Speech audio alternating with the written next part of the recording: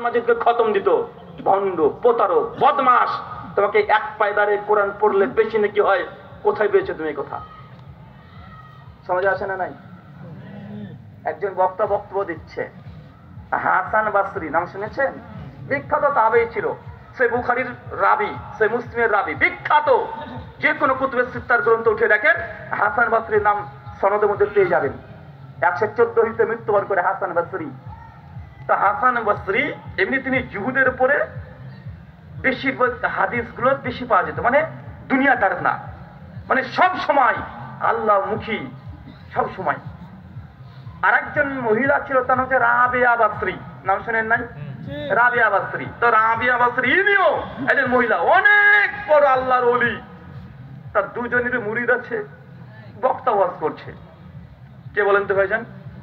বক্তাতে ওয়াজ করছে। কি ওয়াজ করছে? যে হাসান বাসরি কিছু মুরিদরা যে খবর পেয়েছে যে রাবিয়া বাসরি নামক একজন নারী আছে, অনেক বড় আল্লাহর ওলি, অনেক অনেক ইবাদত করে। সেই সময়তে হাসান বাসরির মুরিদরা তারা ভাবছে যে কি ইবাদত করে আমার পিছনের চেয়ে বেশি, আজকে দেখবো। তো চলে গেছে তার কাছে, লুকিয়ে লুকিয়ে দেখছে যে রাবিয়া বাসরি সারা রাত ধরে ওই এক পায়ে দাঁড়িয়ে নামাজ পড়ছে। তখন হাসান বাসরি মুরিদ যখন দেখে চলে এসে বলছে, জারে ওই মহিলাটা আসলে অনেক বড় আল্লাহর ওলি, সারা রাত ধরে এক পায়ে দাঁড়িয়ে নামাজ পড়ে। হাসান বাসরি বলছে, তাই? আচ্ছা ঠিক আছে।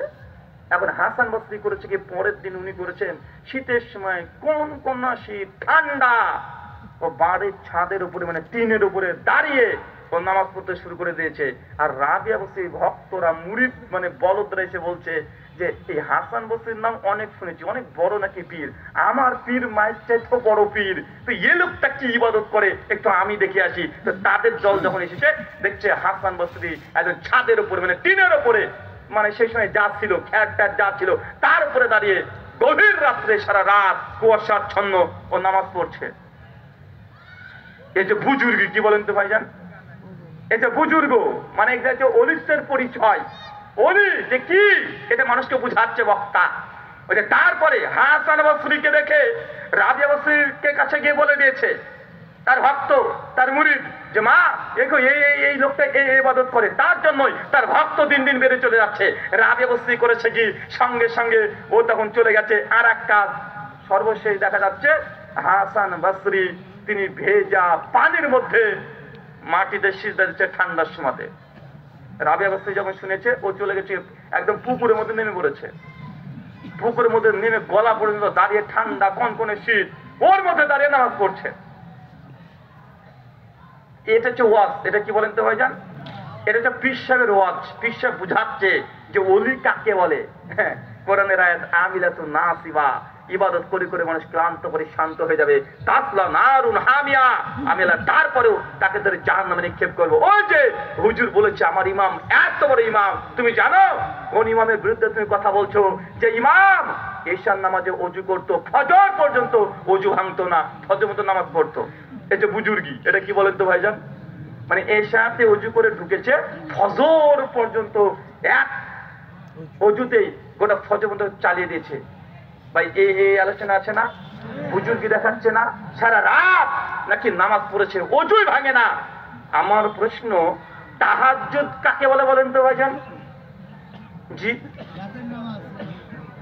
ফাতাহাজ্জাত বিহি, সূরা বানী ইসরাঈল 78 নম্বর আয়াত। যে কোনো তাফসীরগুলো উঠিয়ে দেখেন, তাহাজ্জুদ ওই নামাজকে বলে যে নামাজটা ঘুম থেকে উঠে পড়তে হয়। মানে ঘুম থেকে উঠে যদি নামাজ পড়েন এটাকে বলে তাহাজ্জুদ। ঘুমবিহীন যদি কেউ যদি সারা এমনি জেগে আছে, ঘুমায় নাই, ফিকহ হানাফি অনুযায়ী সেই ব্যক্তির নামাজ তাহাজ্জুদ বলা যাবে না, ওটা মুতলাকান নফল নামাজ।